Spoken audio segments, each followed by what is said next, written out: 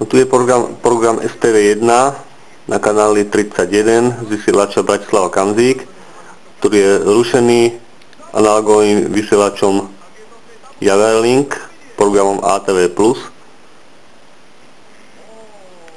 To dokonale riadkuje, ale hovorím, ako som spomínal v predošlých videách, ukazoval, aj tu už beží informácia, že tento analogový signál bude vypnutý, takže už STV1 nebude rušená. Uvidíme, ako sa bude prejavovať rušenie digitálnym signálom.